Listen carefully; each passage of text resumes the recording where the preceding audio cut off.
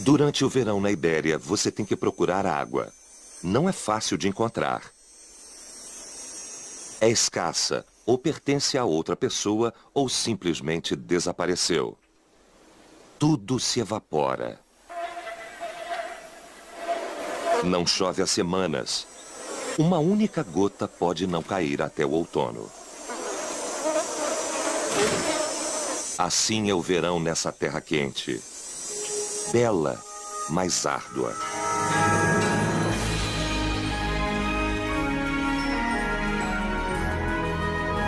Ibéria selvagem.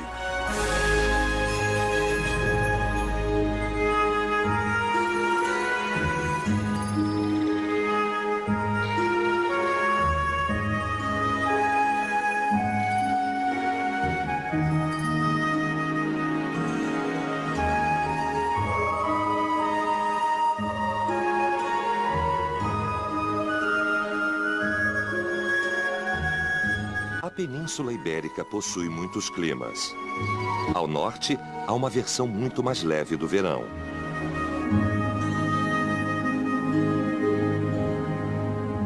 É uma faixa de terra entre as montanhas e o mar, que se parece com a Irlanda. Embora aqui haja cobras, e não haja cobras na Ilha Esmeralda. Também há ursos.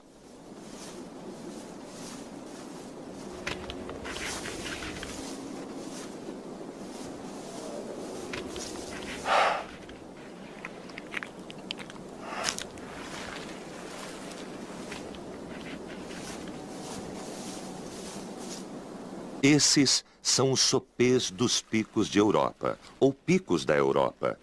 Primeiro parque nacional da Espanha e um dos locais mais belos do mundo.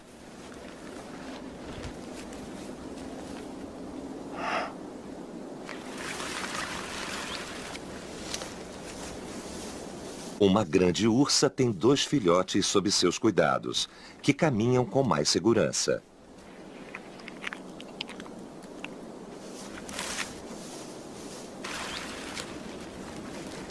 Às vezes, eles ainda tropeçam, mas o perigo de levar um tombo passou quase completamente. Eles vagam nessas encostas íngremes, evitando os machos adultos que poderiam matá-los. Naturalmente, a mãe prefere o risco da queda. Assim, é mais improvável perder ambos os filhotes.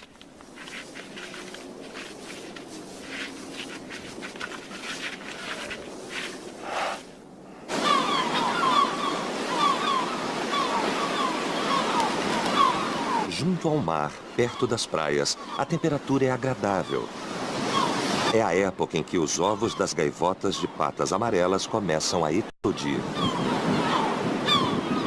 É um nascimento não sincronizado. Pode haver diferença de até 1 mês de idade entre os filhotes. Aqueles que nascem na melhor época de cada temporada serão os escolhidos para reproduzir no próximo ano. A menos que eles sejam devorados. As gaivotas se reproduzem em gigantescas colônias, contendo dezenas de milhares de indivíduos. E as presas mais abundantes e mais próximas são outros filhotes de gaivotas. É preciso estar muito atento ao vizinho.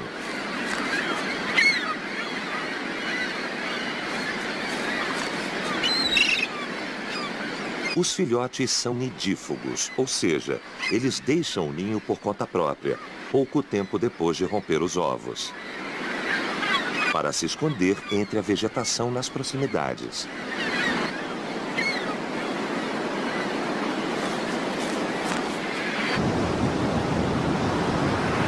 Um dos pais fica de olho na área para evitar canibalismo.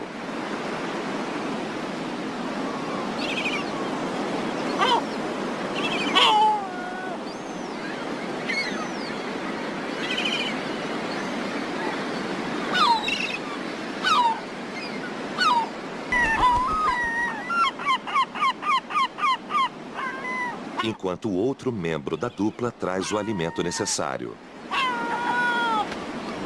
como filhotes de gaivotas inexperientes.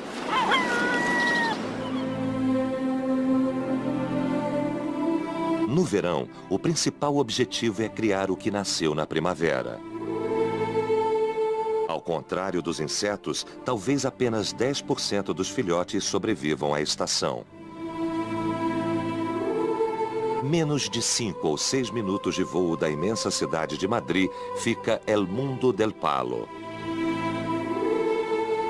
Cerca de 16 mil hectares de floresta de carvalho densa e rica como nenhuma outra. É um ecossistema bem preservado e privilegiado, onde prospera a extremamente rara águia imperial.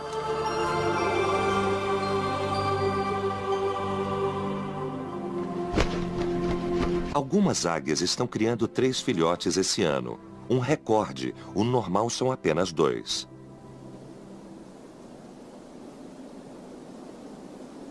Há alguns anos, ter nenhum era normal. Mas a espécie está se recuperando.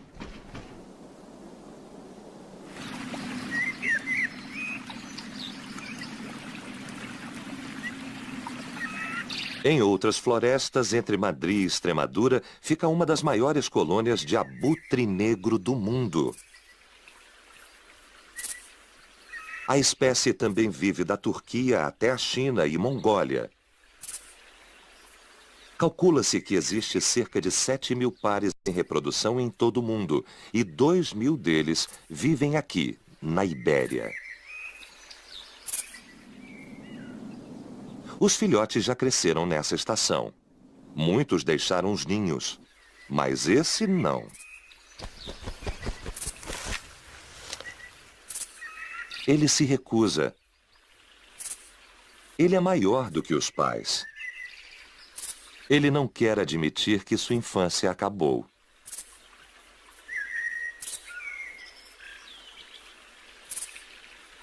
Sua mãe é a única que vem para ficar com ele por curtos períodos. Mas cada vez menos, todos os dias. Ela não traz mais comida e ele está confuso.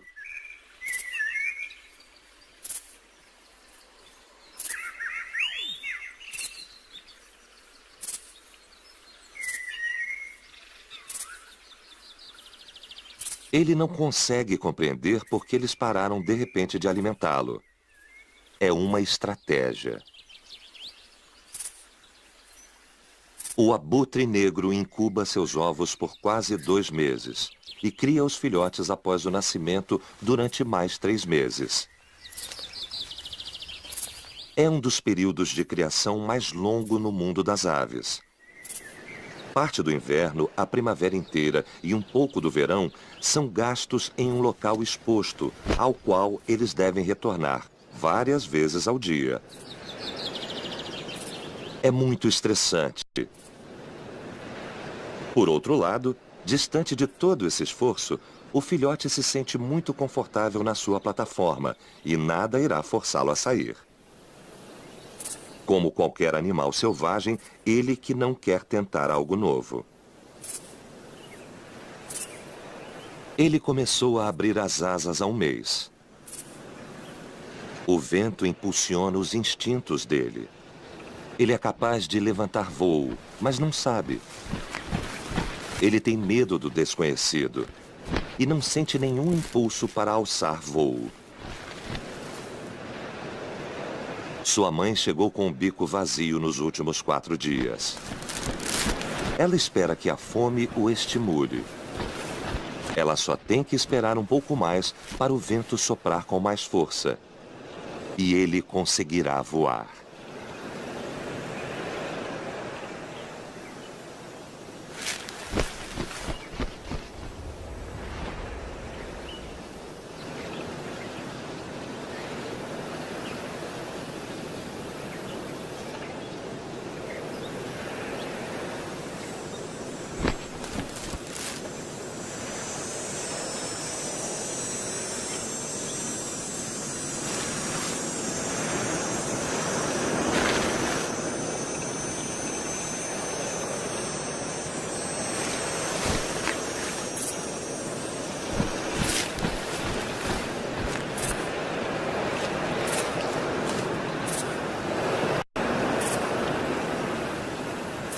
Talvez amanhã. O calor está se tornando mais intenso, sobretudo na parte sul da península. Julho sempre traz as temperaturas mais altas do ano. O som das cigarras se intensifica, assim como os sons de grilos e gafanhotos. Parece sufocante de calor. Agora, o verão é sentido até mesmo à noite. Era isso que os escorpiões estavam esperando para acasalar, assim como para caçar de forma mais eficaz. Escorpiões são criaturas blindadas que, no entanto, evitam ser vistas por aves durante o dia, porque as aves acham suas cascas crocantes e seus ferrões são lentos. O veneno dessa espécie é só um pouco mais forte que o de uma vespa, e seu exoesqueleto é resistente apenas a artrópodes. É fundamentalmente útil quando em contato com outro escorpião do mesmo sexo.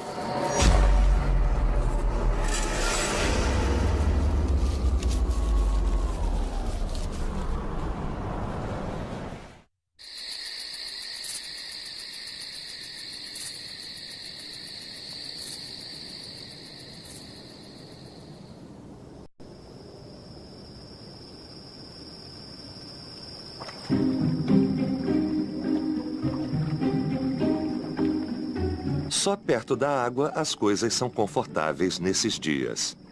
O Parque Nacional Tablas de Daimiel resseca apenas ocasionalmente.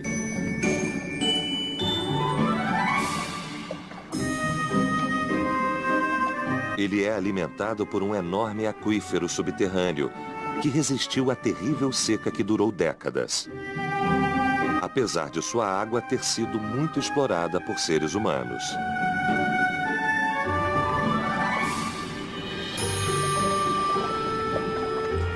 Mas parece que estamos aprendendo a valorizar mais a água nos últimos anos. Esses pântanos têm salvado muitas vidas, tanto daqueles que vivem nas proximidades, quanto os que usam Daimiel para descanso estratégico ou local para se alimentar.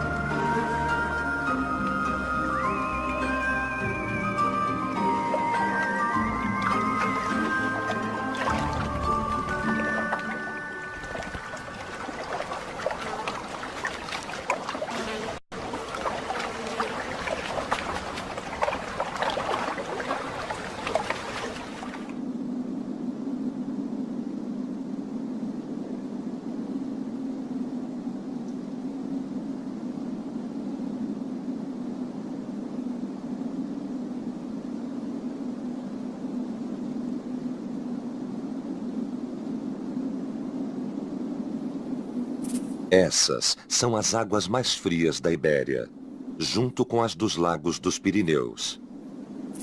Nem mesmo nessa época elas ficam acima dos 12 ou 15 graus Celsius.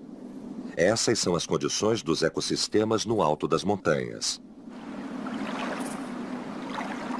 Mesmo assim, durante essa época, as águas atraem salamandras para dar à luz. Essa espécie anfíbia é um caso excepcional na natureza. Ela pode se reproduzir através de ovoviparidade ou viviparidade. Nesse caso, cerca de 40 filhotes nascem num saco, na sua fase juvenil.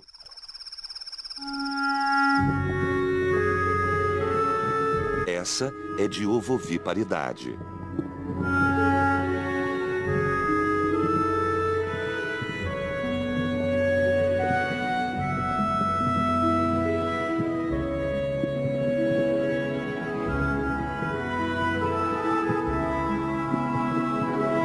O O recém-nascido torna-se adulto através de uma metamorfose progressiva.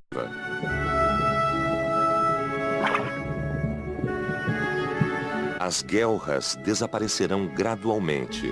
A pele ficará mais espessa e ganhará cor.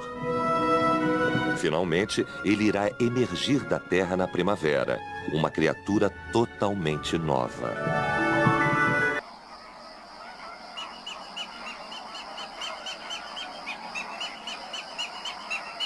Esses filhotes também nasceram no verão. Mas em contraste com os Pirineus, a água está por volta dos 30 graus Celsius. Essa é a Laguna del Fuente de Piedra, ou a Lagoa da Fonte de Pedra, entre Málaga e Córdoba. É um dos lugares mais bonitos da Andaluzia e também dos mais quentes. É um paraíso para os flamingos.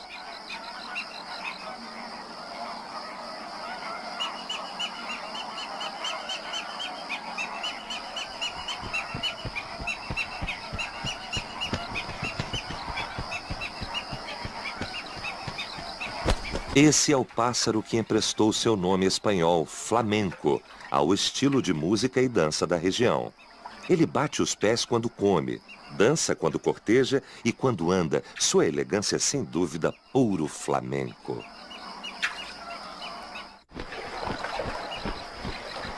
No verão, quando o nível de água em Fuente de la Piedra é alto o suficiente, a lagoa abriga quase 100% dos flamingos da Espanha e de Portugal. Há cerca de 25 mil pares reproduzindo, cuidando de uns 10 mil filhotes. Para cuidar dos filhotes ainda recobertos de penugem, vários adultos se revezam, cuidando do berçário, onde a prole fica toda junta. Desta forma, outros adultos podem sair para comer e ter mais tempo para si mesmos.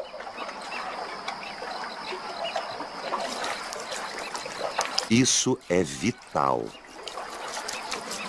A dieta do flamingo consiste principalmente de pequenos crustáceos.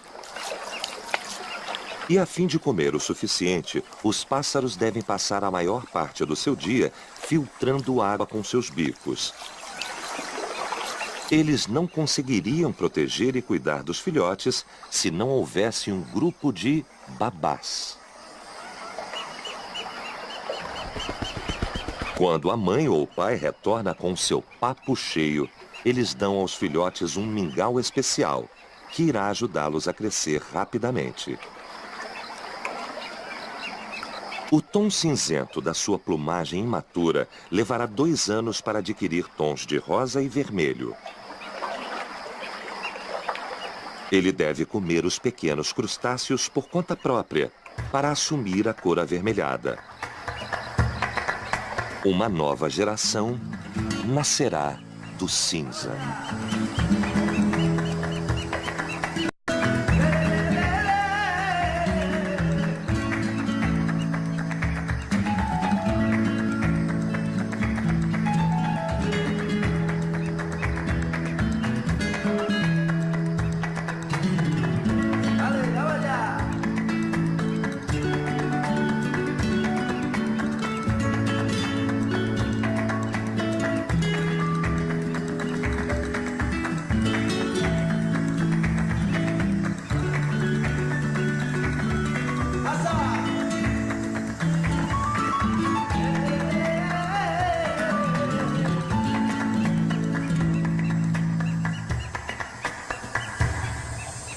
Para muitos é uma surpresa saber que existem aranhas viúvas negras por toda a Península Ibérica, da Galícia até Almeria. Há diferentes espécies dessa aranha em todos os continentes, exceto a Antártida. E todas são muito venenosas. Em determinadas circunstâncias, podem até matar animais de grande porte. Seu mais famoso truque, no entanto, é o hábito de comer pretendentes quando não são tratadas adequadamente ao se aproximar.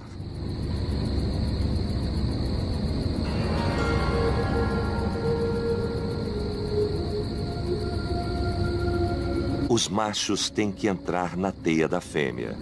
A tática do macho nessa espécie, Latrodectus tredecingutatus, é cortar e devorar parte da seda da fêmea para construir seus próprios caminhos. A ideia é tornar mais fácil a fuga, se ela não quiser nada com ele. E caso ela o persiga, não reconhecerá sua própria casa. Agora, ele acredita que pode fazer a tentativa.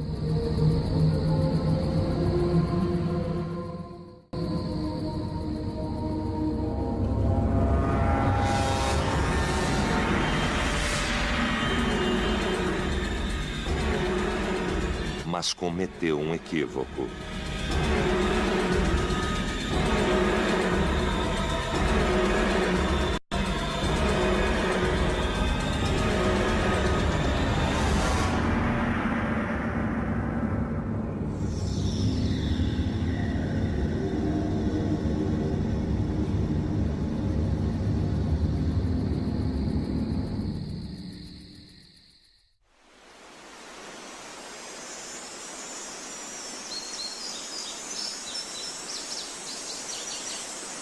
Algumas formações geológicas também parecem equívocos.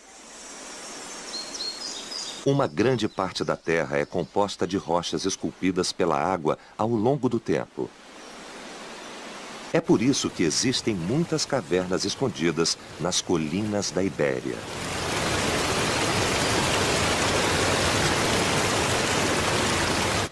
Algumas, como Altamira, Tito Bustilho ou Atapuerca, foram usadas por seres humanos por dezenas de milhares de anos. Outras têm aberturas tão difíceis de alcançar que só podem ser acessadas voando. Predadores não conseguem acessar essas cavernas, que têm sido usadas por milhões de anos por colônias de morcegos.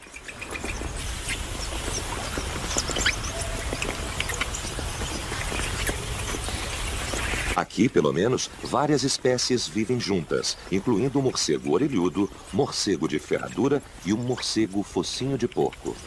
De todos os mamíferos, os morcegos são o grupo com a maior variedade de espécies. Seu sucesso evolutivo tem sido espantoso. No entanto, em muitas partes do mundo, eles estão desaparecendo. Seu papel como predadores de insetos é fundamental para qualquer ecossistema.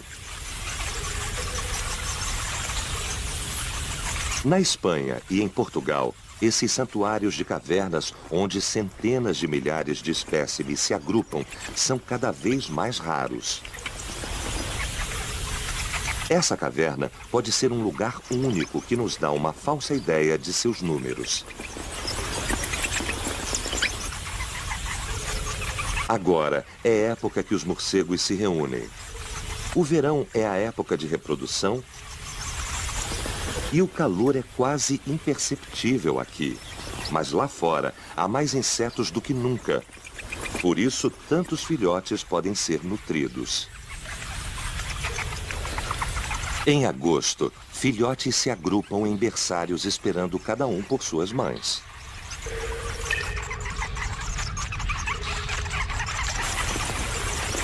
Apesar das semelhanças e o número de morcegos e o aparente caos, cada mãe reconhece e alimenta exclusivamente sua própria cria.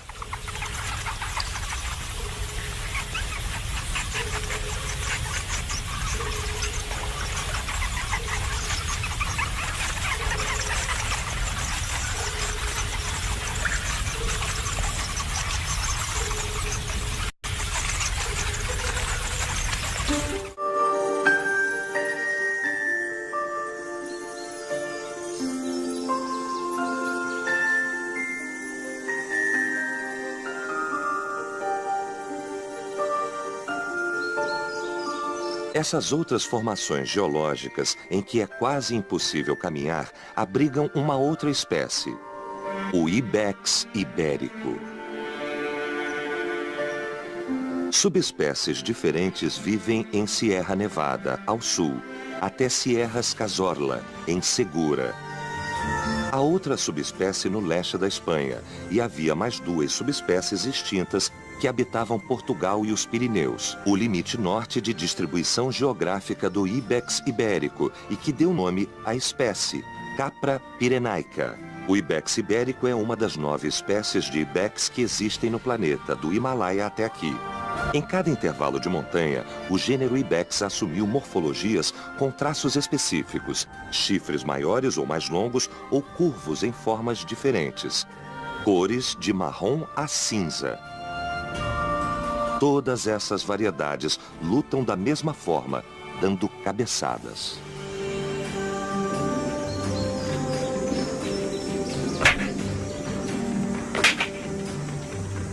Os adultos só lutam durante a época de acasalamento, que é no outono e inverno, mas os jovens sempre querem brincar e continuar em ação.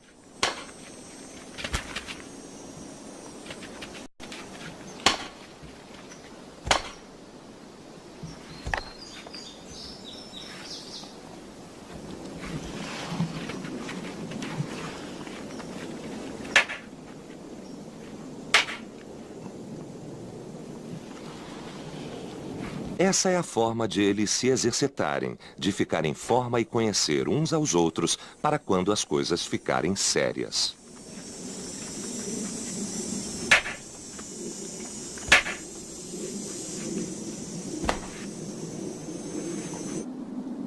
Também nas montanhas, até uma altitude de cerca de 1.700 metros, reside algumas das mais raras e mais belas borboletas da Espanha. A Actia isabelli. Elas existem em pequenos grupos na França, mas a maior população se encontra nos Pirineus. Acima de tudo, nos Pirineus Orientais, na Catalunha.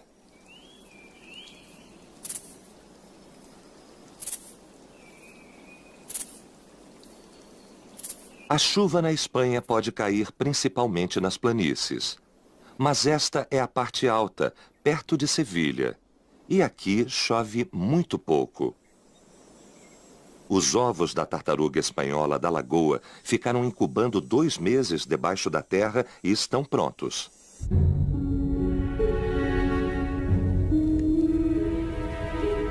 Cinco filhotes estão prontos para literalmente romper as cascas e nascer. O processo levará alguns dias. Não é fácil rasgar o revestimento que lembra pergaminho, que recobre a casca. A casca foi feita para manter os embriões hidratados enquanto eles se alimentam da gema. Quando chega o momento, cada tartaruga desenvolve um pequeno, mas muito afiado dente na ponta do nariz. Com isso, elas empurram e cortam, enquanto suas próprias carapaças endurecem. É um processo lento e muito delicado, mas não é o fim de seu confinamento. Elas estão apenas a alguns centímetros da superfície, mas o solo está duro como rocha, devido ao calor e seca. As pequenas tartarugas não podem emergir ainda. Seus membros não têm a força necessária. Mas elas são pacientes. Elas sabem esperar pelo outono quando chove na superfície. Mas o solo está duro como rocha, devido ao calor e seca.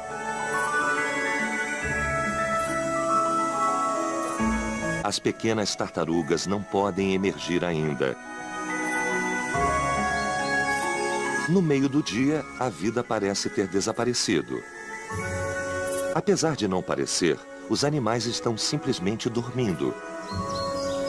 Tirar uma soneca aqui no verão é quase obrigatório.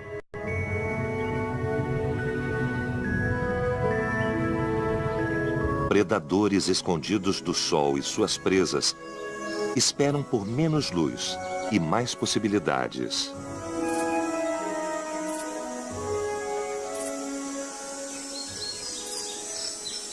Martas, martins, doninhas e furões preferem caçar ao anoitecer e ao amanhecer. Esse furão conhece perfeitamente todos os buracos debaixo de cada pedra e debaixo de cada galho, nos 2 quilômetros quadrados em torno do seu covil. Ele os visita a cada um à procura de uma cobra, ou um inseto, ou um roedor.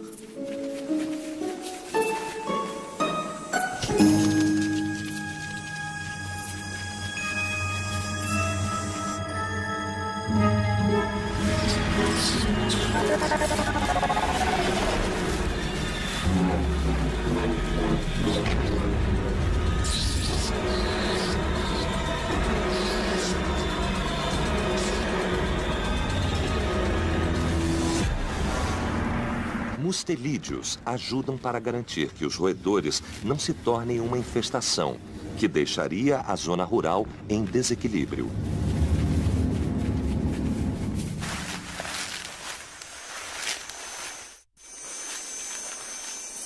Predadores têm muitas oportunidades no verão. Nasceram muitos filhotes inexperientes na primavera e a natureza gera mais indivíduos do que o necessário para que somente os mais fortes sobrevivam. O lobo garante que a espécie da qual se alimenta permanecerá geneticamente forte. Dessa forma, a natureza fica em ordem.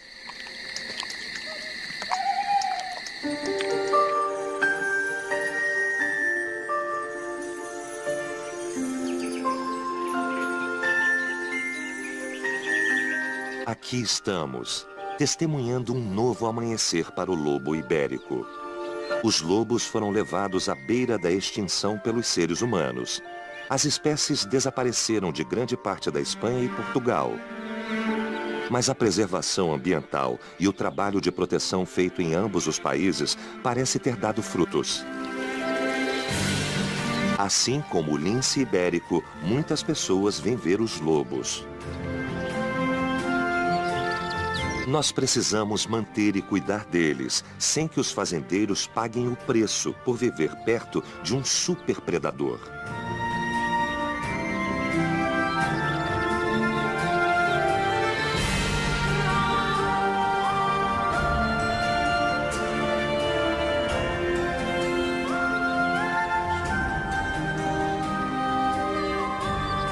As coisas nunca são fáceis na natureza.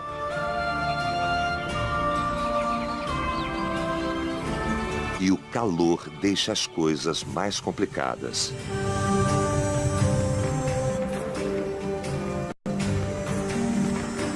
Alguns anfíbios, como o sapo comum, são obrigados a hibernar. O sapo deve evitar os raios de sol e o ressecamento que pode destruir a sua pele. Escondido na lama fresca sob a superfície, ele pode esperar com segurança a água voltar.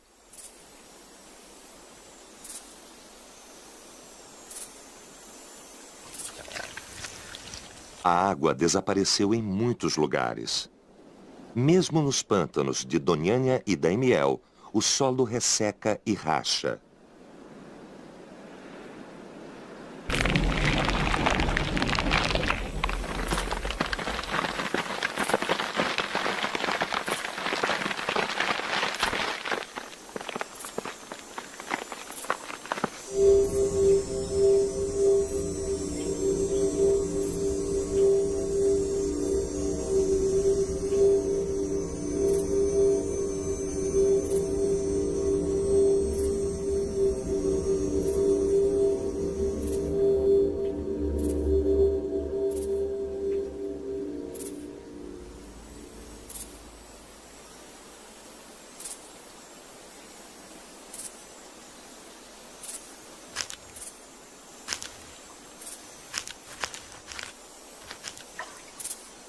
A lama também rachou no deserto de Monegros. A temperatura que cai para -10 ou -12 graus Celsius agora ultrapassa os 40 graus à sombra. E pouquíssimas criaturas se expõem ao sol.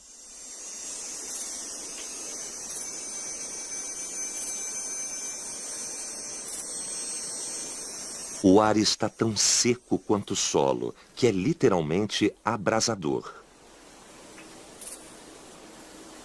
Mas no deserto em Aragão, muitas espécies adoram o calor. Essas moscas vermelhas gigantes adoram o calor e se reproduzem sob o sol de verão. Elas ficam paradas e assim não há risco de desidratação. A essas temperaturas, até as cotovias e os chascos do monte ficam escondidos. Talvez por isso os gafanhotos também decidiram que essa é uma boa hora para acasalar. Essas terras duras e secas são parte de um dos maiores desertos na Europa.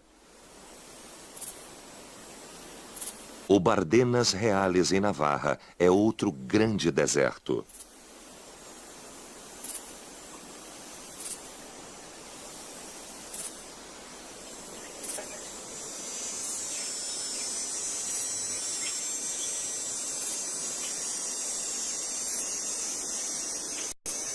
Sua beleza diferente e única é devido a uma geologia de calcário tão impressionante quanto a biodiversidade que lá vive.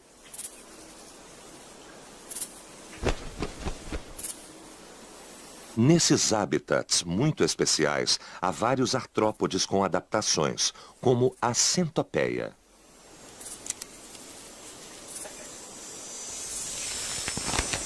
É um lugar onde artrópodes se reúnem, assim como existem lugares secretos onde eles podem encontrar água. Acima de tudo, existem estranhas criaturas endêmicas que não podem ser encontradas em nenhum outro lugar.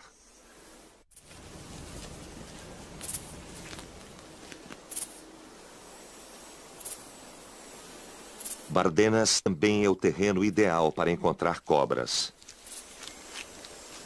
Essa é a inofensiva cobra da escada. Na Ibéria, nenhuma cobra é realmente perigosa, se excluirmos a cada vez mais rara víbora.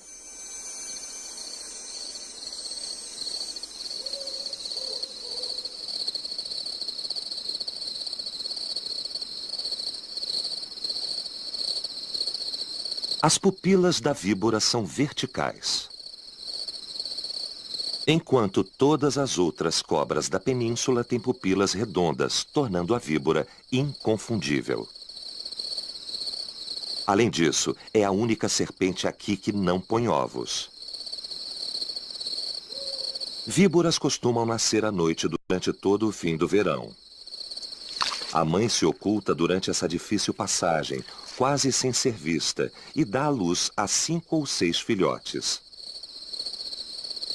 Normalmente, eles emergem envelopados em uma bolsa amniótica, que rompe alguns minutos depois, perfeitamente capazes de se defender e usar seu veneno para caçar. Por isso, a mãe os abandona quase que imediatamente.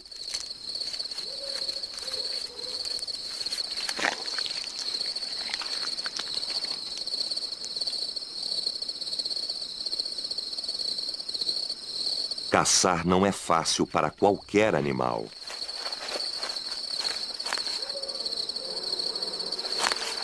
Vítimas e predadores estão imersos numa competição igual, onde o vencedor é aquele que é visto o mínimo e é capaz de ver em primeiro lugar tanto sua presa quanto a criatura a caçá-lo.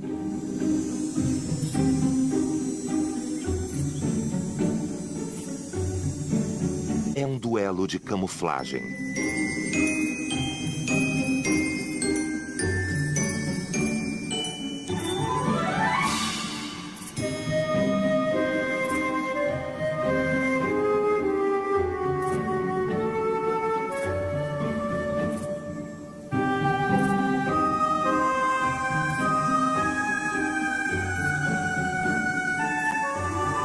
Na competição de hoje, o camaleão perdeu.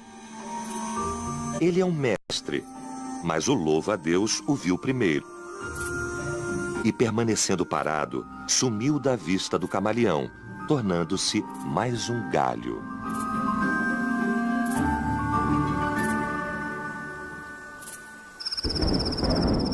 As noites estão ficando consideravelmente mais longas e cada vez mais frias. A temperatura na madrugada caiu, especialmente nas altas planícies da península. O verão é árduo, tórrido e difícil para muitos. Mas é curto.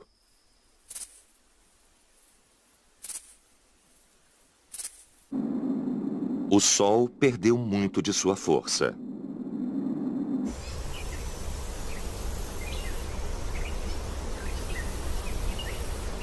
Essas são as imensas florestas de carvalho de Soria. Talvez a mais escassamente povoada e selvagem da região da Península Ibérica. A iminente mudança de estação ativou o sangue desse bichinho, o besouro com chifres. Machos e fêmeas procuram um ao outro perto do final do verão para se reproduzir. No início, apenas os machos aparecem, demonstrando claramente a sua bravura.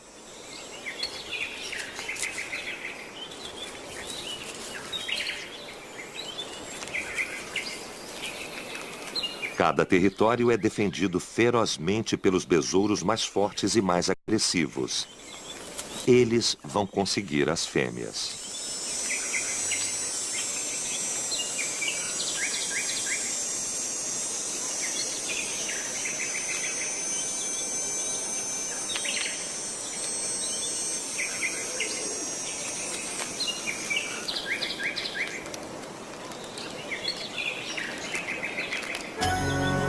Hoje é a última tarde de verão, quando os besouros voadores tentam deixar de ser uma espécie em extinção.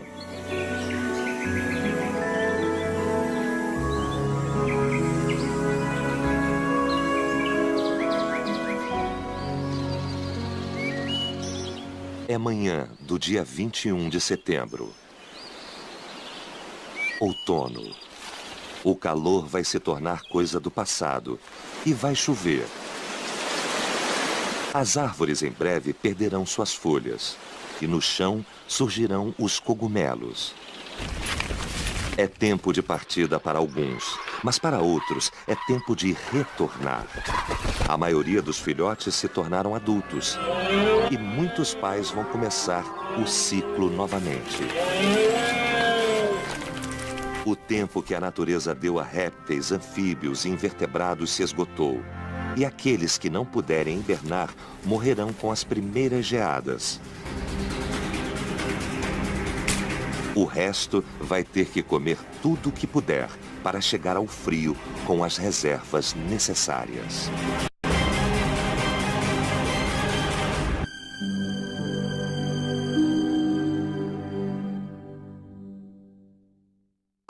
É a época em que os ovos das gaivotas de patas amarelas começam a eclodir. É um nascimento não sincronizado. Pode haver diferença de até 1 mês de idade entre os filhotes.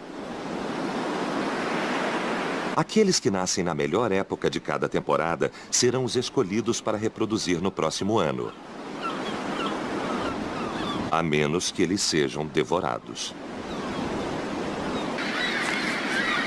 As gaivotas se reproduzem em gigantescas colônias, contendo dezenas de milhares de indivíduos. E as presas mais abundantes e mais próximas são outros filhotes de gaivotas. É preciso estar muito atento ao vizinho.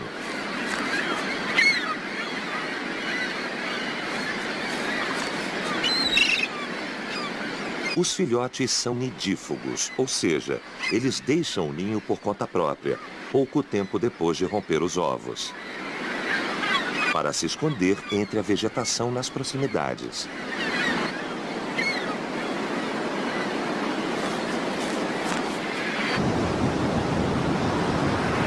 Um dos pais fica de olho na área para evitar canibalismo.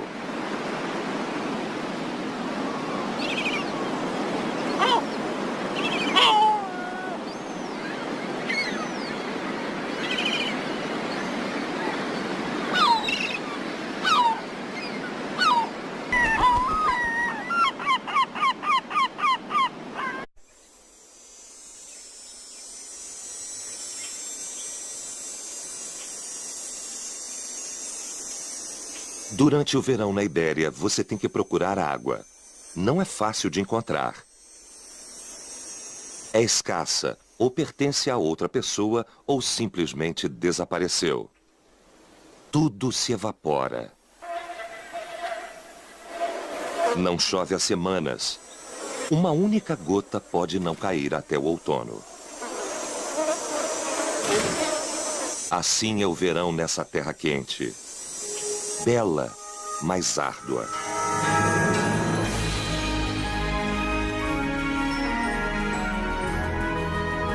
Ibéria selvagem.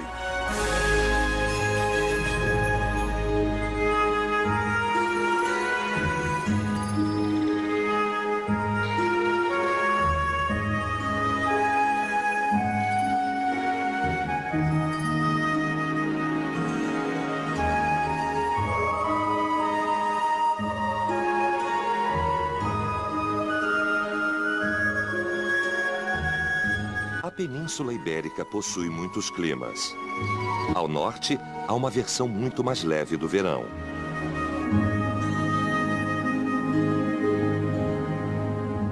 É uma faixa de terra entre as montanhas e o mar, que se parece com a Irlanda. Embora aqui haja cobras, e não haja cobras na Ilha Esmeralda, enquanto o outro membro da dupla traz o alimento necessário, como filhotes de gaivotas inexperientes.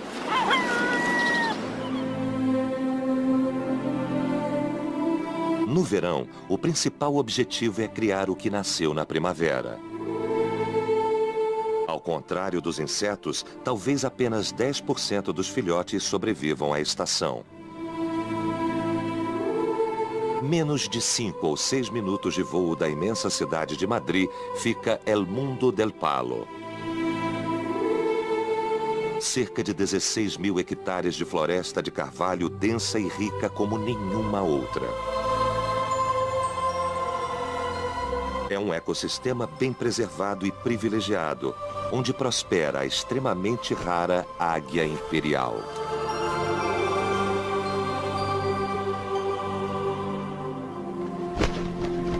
Algumas águias estão criando 3 filhotes esse ano. Um recorde, o normal são apenas 2.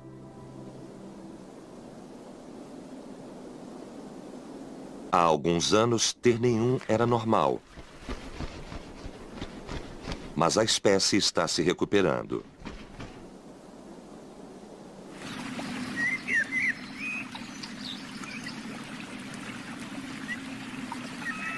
Em outras florestas, entre Madrid e Extremadura, fica uma das maiores colônias de abutre negro do mundo.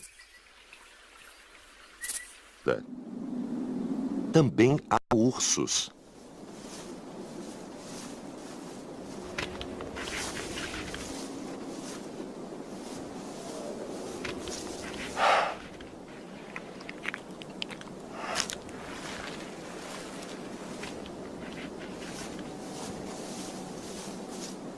Esses são os sopês dos Picos de Europa, ou Picos da Europa. Primeiro parque nacional da Espanha e um dos locais mais belos do mundo.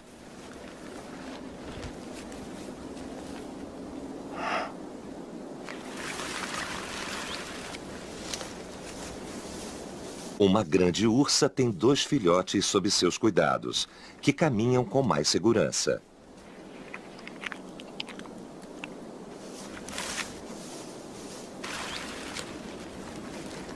Às vezes, eles ainda tropeçam, mas o perigo de levar um tombo passou quase completamente. Eles vagam nessas encostas íngremes, evitando os machos adultos que poderiam matá-los. Naturalmente, a mãe prefere o risco da queda. Assim, é mais improvável perder ambos os filhotes.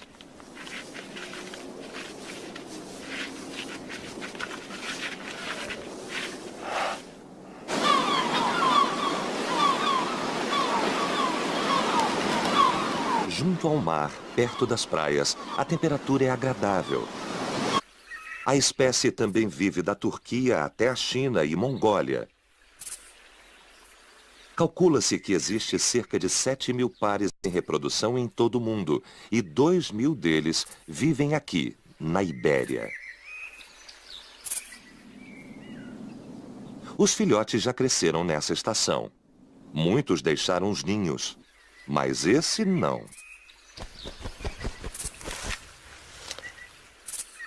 Ele se recusa. Ele é maior do que os pais.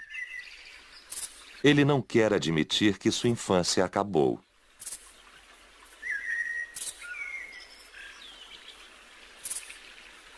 Sua mãe é a única que vem para ficar com ele por curtos períodos. Mas cada vez menos, todos os dias. Ela não traz mais comida e ele está confuso.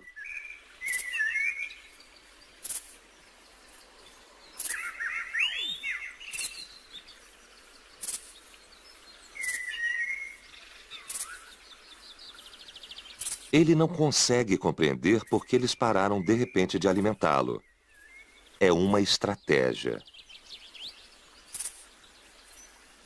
O abutre negro incuba seus ovos por quase 2 meses e cria os filhotes após o nascimento durante mais 3 meses. É um dos períodos de criação mais longo no mundo das aves.